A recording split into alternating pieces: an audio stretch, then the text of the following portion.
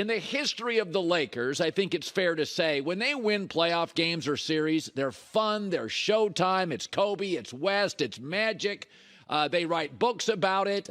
They do series about it. The Lakers have won a certain way. Jerry Buss, the late great owner, understood. You know, the Laker girls, the Forum Club, flash matters in a very distracted city with great weather, a beach, mountains, and a lot to do. That's how they win in the playoffs. Until now. This team doesn't have a consistent number 3 scorer. Undrafted hustler Austin Reeves is crucial. This is not a smooth, points-come-easy offensive juggernaut. It's not. They got to win with toughness. They were tough last night. They got to win with defense. They played defense last night. They got to get to the free throw line. They did last night, and they got to hit those free throws, and they did that last night. This is not a great team, but it is a better team than they were at the trading deadline. It's very reminiscent of the Packers last year. Big brand, struggled early, played weaker teams late, and you confuse good team with better team. This team they beat Utah a lot, Chicago, and KD not available for the Suns a couple of times, and Chicago and Minnesota, and it's just not a great team. Even with Anthony Edwards doing nothing last night, they got outplayed by Minnesota. Minnesota just forgot how to play offense. They scored 12 points in the fourth quarter. The Lakers were only 15-22 against teams that made the playoffs. That's what they are. That is what the Lakers are. There's a way they have to win. Now, I thought they would win last night, and I think they can beat Memphis in a long 6 or 7 game series. But there is a way they play, and it's not the way the Lakers have played my entire life. They're still relying on a too old guy and a too brittle guy. And LeBron basically had to save the day, and that's just what they are. It's a very, very limited offensive roster. The good news is they got a defensive-minded coach. They got players who create contact and get to the free throw line. And last night, they shot the ball very well to free throw line. Not from threes, not from the field, but part of playoff basketball is situational. Get to the line. Older teams, older players, hit your free throws, and they did that last night. So I think a lot of people are like, oh, man, that was ugly. It was. But this is how they're going to have to win. Listen, they've struggled to put away Minnesota and Utah. In Utah, Anthony Edwards did nothing. Rudy Gobert wasn't there last night. It was at home, and they were missing their best wing defender. And they had to go to overtime. This is how they're going to win. It's a limited roster. And last night, it was just a couple of free throws, a little toughness. AD almost blew it. But let's not confuse this with previous Laker playoff teams. It's not going to be pretty. They're not a pretty team. That's okay. You can win a lot of playoff series, but they're not going to match Phoenix bucket for bucket, Sacramento bucket for bucket, Denver bucket for bucket, Golden State bucket for bucket. That's the old Laker franchise. That's the old Laker team. That's Showtime. Those days are over. They can't do that. They don't have that in them. At some point, you're wondering, Minnesota, Anthony Edwards doesn't trust his jumper. Are they running plays? You know, I think Darvin Ham has done the best job you can possibly do with the cards he's been dealt, and that's going to be last night's a Darvin Ham win. He's probably rejoicing over it. It's defense, it's free throws, it's toughness. All right, yesterday I drove home. And I asked myself, were you too hard on Trae Young? Now, I said yesterday, given the choice of Jalen Brunson and Trae Young to lead my franchise, I'd take Jalen Brunson. But, you start ad-libbing during a show, and then I thought, well, Jalen Brunson went to college for 3 years. He's older. The expectations are lower. And so I thought about this as Trae Young was lighting it up last night, and Atlanta, we told you to take the points. They beat Miami. Trae Young's a very unique talent.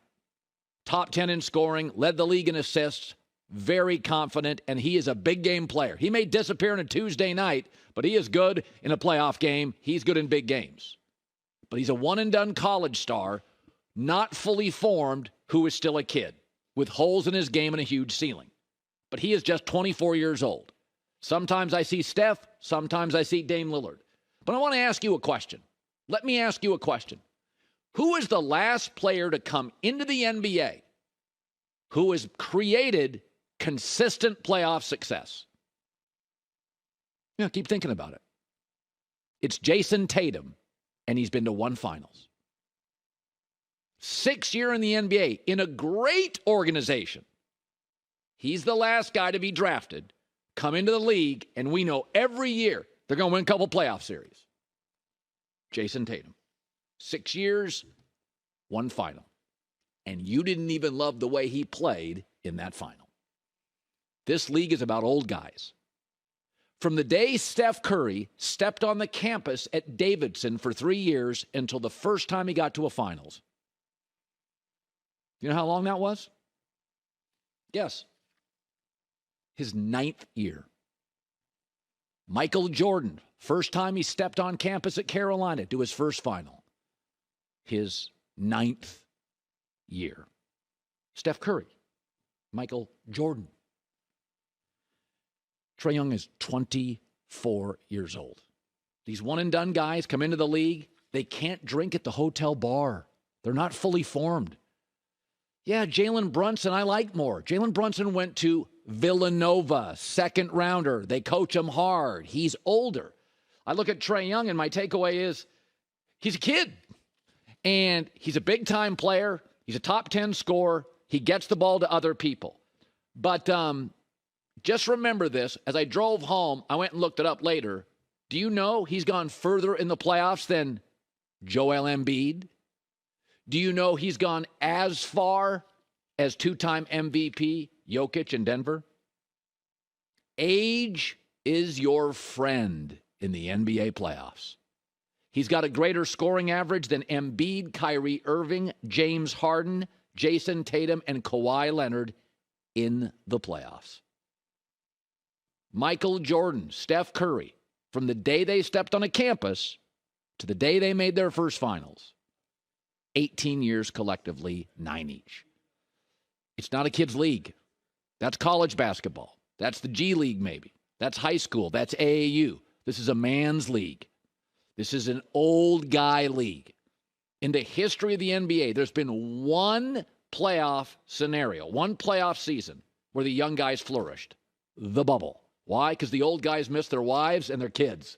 And the Lakers were the only old team that year that flourished. Remember that young Miami team? Bam was a kid. Tyler Hero was a kid. I think they had Duncan Robinson. It's like a kid team. We're like, how did they get here? Because they were single guys. They were playing video games and hoops. They loved it.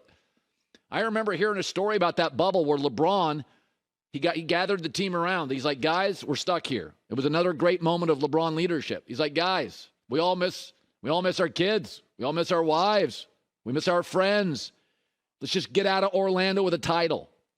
Let's just get out of here with a title and make the most of it. So as I was driving home, maybe Uncle Colin was just too hard on Trae Young. That does not mean I'm rescinding my take that I'd take Brunson over Trae Young, but context needs to be added. These one-and-done guys, Trae Young's been fantastic. Big game, scores a lot, elevate others. Little sloppy, can be disengaged in games that don't matter. But maybe I was a little hard.